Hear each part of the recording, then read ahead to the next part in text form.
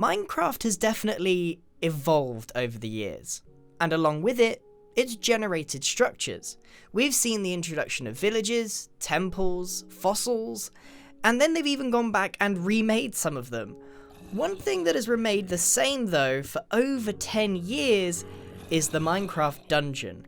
The simple box with a spawner in has remained untouched and unchanged for so long that it feels like it may be lagging behind compared to some of its more complex cousins.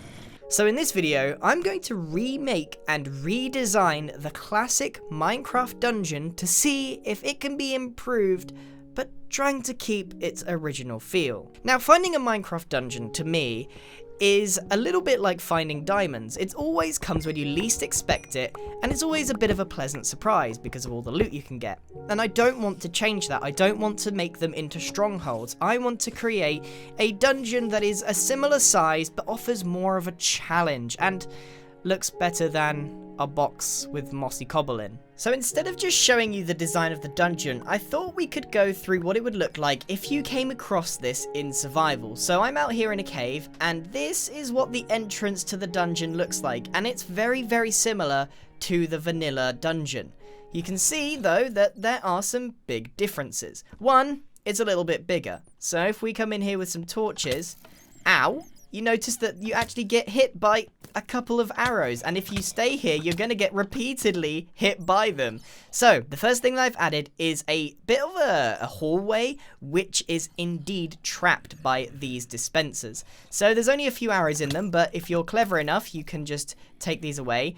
And I've actually got a bit of armor on here to protect myself, so they do actually do quite a bit of damage. So you can either break the string before you go in or take the arrows. Taking the arrows would probably be wiser.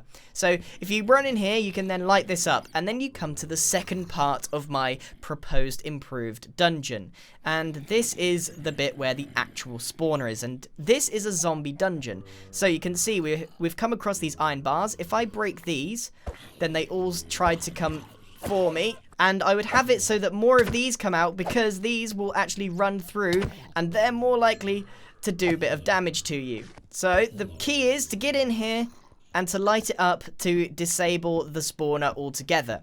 So this is more like your traditional spawner room. However, there's a couple of cells here. Now these are supposed to be for where the zombies live or broke out, and then you've got the spawner in the middle. So the actual texture is the same. We've got some cobblestone, mossy cobblestone, but we've also got this mysterious door. Now if we open it, that is where the loot is. It's actually in a final room, so you've got to make your way all the way through each part of the dungeon. You start off by going through the trapped hallway, then you destroy or break or disable the spawner, and then you get the reward. But there's obviously some cobwebs here. Now this is to stop you just running in and grabbing whatever's in the chest, because obviously this is just the flick of a lever, and then you could run in and take it. But the cobwebs stop that altogether. So this is the design, but I've actually got quite a few more to show you. So this one here is obviously our original dungeon. This is what mob spawners look like in the game currently. And yeah, you get a random spawner and a couple of boxes of loot. Not the best in the game, to be honest with you. It's a bit outdated. But I've actually created 6 variations of my design for the game in general. So if we take a look at this, these are all the mobs that I've covered. We've already gone over the zombie dungeon, but I've also added a skeleton, husk for the desert, stray for the ice areas, and spider and drowned. Each of them have a different dungeon. So the zombie one we've already seen. We've got our dispensers with arrows, and then we've got our area at the end where we then go to get the loot, and we can't get in because of the cobwebs. The redstone behind this is very, very simple. So the lever activates this, it goes down here and retracts the pistons. So you could even get a little bit of redstone if you decided to raid one of these dungeons. But the main thing that I want to talk about is that I wanted to keep these dungeons the same, roughly the same size and shape and feel. Hopefully I've done that with the whole texturing of the mossy cobble and the cobblestone. And I just wanted to make it a little bit more of a challenge. So let's look at some of the variations that I've also come up with. The skeleton one is very, very similar to the zombie one. It's also got the dispenser traps, But in here, instead of cells, what we've got is these little pocket areas here. Now, the idea is that skeletons will spawn in these areas as well as the main chamber. So they produce a bit more of a threat. When you walk in, you'll be battling these, and these guys will be firing at you as well. So you've got to get up right close in order to deal with them. And then you obviously tackle the mob spawner and then open to get the loot. And excuse me, sir, you're not supposed to be in there. So Wandering Trader not included, you can then go ahead and get the loot, although I'm guessing he's just gonna leave. Let's move on and look at some of the other variations, shall we? So this one is between my skeleton and zombie one. This is the drowned. So this would obviously only spawn in the drowned villages or in the ocean biomes. So this one you actually have to swim through, obviously. And what we've got is a lot of annoying magma that will drag you down. It's actually quite difficult to swim in this, and it will drag you down and do some damage. But if you break through into here, these drowns will be spawning in here as well, and you've got the spawner. So instead of having a redstone area, because that obviously really wouldn't work with the water, we've got buried treasure. So you have to go and dig all of the sand out in order to get to it. And we'll take a good look at these in a survival world once I've shown you all the designs.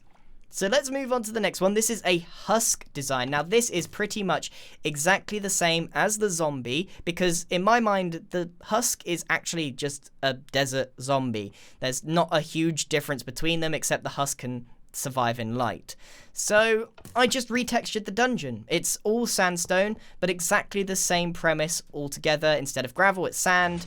So there's probably not a lot to talk about other than I think this one personally looks a little bit nicer. So let's move on to the next one, which is actually got a little bit of a different design. So you see all of these are pretty much the same shape, retextured, but this one has an area above it. This one is the spider dungeon, and it's actually got a lot of coarse dirt in it. We have got the dispenser traps in here as well, and we've got a lot of cobwebs. So the spawner is not in the middle for the spider dungeon. It is actually up on the ceiling. You know, spiders like to climb up walls and stuff. So this one is a little bit of a different design, because if you want to get up to it, you've got to go at least 2 blocks to break it or to add the lights in it. So it should present a bit more of a challenge, as the spiders will spawn and drop down, and you can't just run straight through and get to the reward because there's cobwebs everywhere, and you've got to break those in order to get to the chests as well. But this presents a bit of a different challenge, and I really think that there probably could be different traps here as well. They don't all have to be dispenser ones.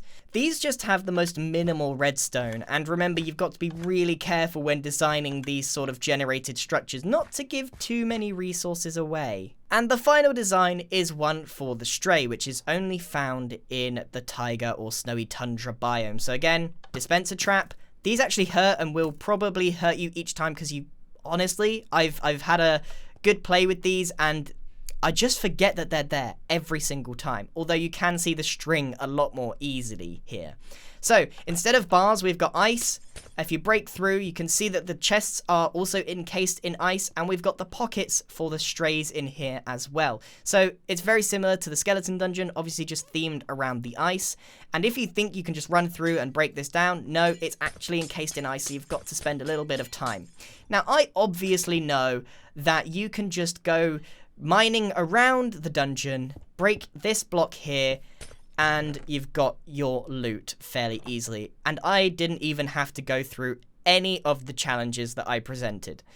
That has been the case for over 10 years. So I just need to assume that people will take on dungeons the proper way. Because even on this very early original dungeon, I could just break a couple of blocks, open this up, and the mobs will never ever touch me. So this is just something that you have to deal with the generated structures. It's just going to happen. People will just mine around the back, take the easy way out, and get the loot. But that's always been the case. So we just need to assume that people will, when they're caving, find the entrances and play it properly. So now that you've seen all of the designs, you haven't actually seen it with the mobs and how it looks when you play it. So what we're going to do is have a look at what this looks like in survival and see if we can tackle the dungeons. So as you can see, we are actually in a desert biome. There's even a temple right there. But if we dig down into the cave system, we will find our new dungeon for the husks. Never do this at home, by the way. This is a really bad idea. Ah, there we go. We're into the cave, and there is the entrance to our new dungeon. So I'm going to play this in survival as if I am a new player. So I can actually see the string here. It's a lot more obvious. And the husks are coming towards me. Now, I actually forgot to put the barrier in there. That's why the barrier's there, because otherwise the husks would all walk towards you down this corridor, and they would trigger the dispensers themselves. So if I break that, that disables the dispenser, and then you run in here, and then you just place the torches down to disable the spawner altogether. Not a lot of husks in that one. So, I right-click that, I then get access to the loot, which there is none. Great, thanks a lot. Let's go and check out the next one, shall we? So this one is, by the looks of things, the skeleton dungeon. We've got, I told you I forget about these. Disable the dispensers, and then you get over here. Now there's not actually any monsters here, so I might just wait for a few to spawn. I think I'm just gonna let these two duel it out. There we go. And then I take on the victor. Okay, so we've got this down the end. We've got, oh, yep, there's quite a few now. So we can go in here and take out these skeletons. But there's also the ones firing from the sides. Oh, there is. Hold on. Oh my, no. And while you're taking on that side, so this is probably the most difficult dungeon to take care of because of the way that the mobs can be difficult to get to. You might even need to break it in and get inside here. And then, you're basically in a blender. And there's one there as well. Oh man. This is by far the most difficult of all of the dungeons. Oh, half a heart left. So we beat the skeletons and then we open up the reward. But you can... Hello, redstone? It's in there somewhere. So anyway, you can tell that this is going to be one of the more difficult ones, but there are a few more to show you. Now this is probably one that you were hoping to see, and this is the skeleton one, and I'm not going to forget this time that there are a couple of arrows in there. And you can also take these cobwebs. This is basically free string.